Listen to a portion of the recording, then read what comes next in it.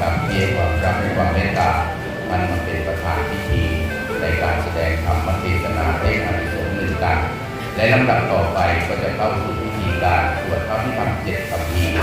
ลำดับแรกครับทางคณะเจ้าภาพขอเรียนเชิญท่านจ่าสิบเอกประดิษฐ์ขันธมารา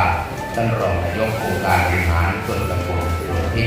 จุดเทียนรูปบูชาพระธรรมขอเรียนเชิญท่านจ่าสิบเอกประดิษฐ์ขันธมาราด้วยความเคารพครับ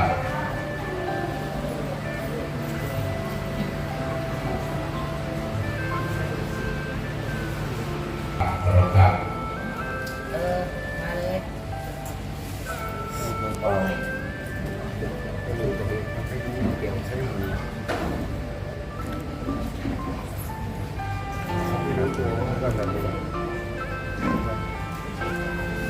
ครับซึ่งทางตัวแทนของคณะเจ้าภาพท่านได้จุดเทียนธูปบูชาพระธรรมจุดธูปเคารพศพเสร็จกลับเป็นที่เรียบร้อยแล้วและลำดับต่อไปขอเรียนเชิญท่านผู้มีเกียรติที่เคารพทุกท่านตั้งใจฟังการสวดพระพิธรรม7 คำพีในค่ำคืนสุดท้ายพระมาจโรกาธิปติสาหัมปติกัดอัญชเปรียนิวรังมายาจทาสันติทัสสัทธาปรทัพพคาธิกาเทเทตุธรรมังอนุกัมปิมังปะสัง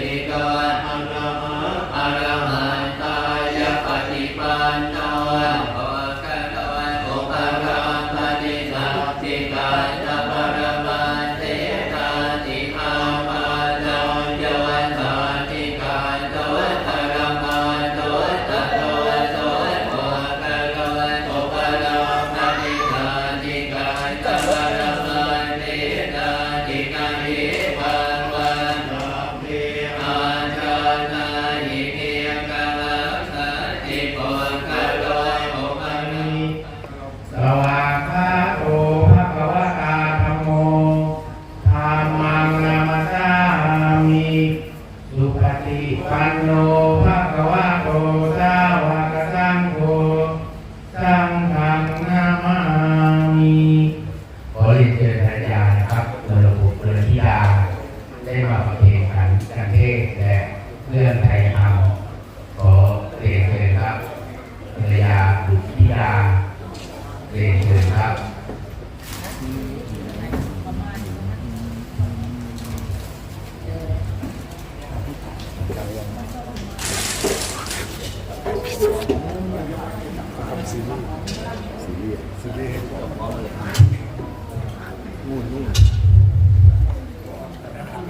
ครับด้วยความเมตตาธรรมด้วยความเคารพ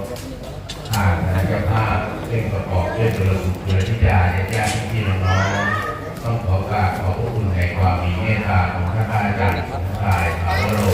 ซึ่งท่านได้แสดงธรรมเทศนาเทศนาที่สมบูรณ์กันเพื่อเป็นบุญเป็นกุศลต่อเกิดจิตวิญญาณของคุณพ่อสมเด็จการสายทองนะครับ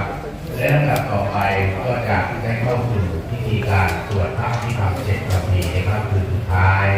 ทางและเจ้าภาพขอการนิมนต์พระภิกษุสงฆ์วัดทั้งสี่รูป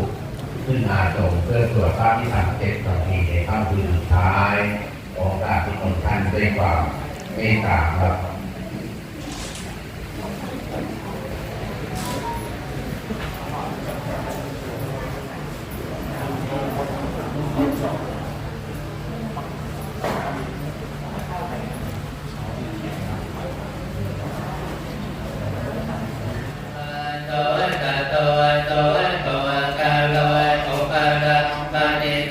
จิกาตปรมาสินาปิเม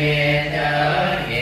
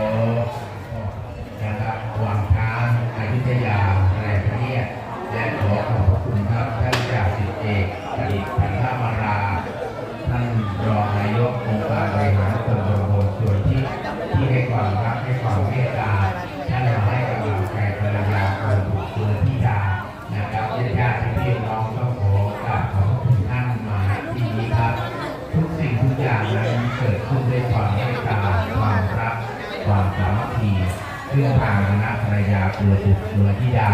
ต้องขอกราบขอบพระคุณในความมีเมตตาของท่านผู้มีเกียรติ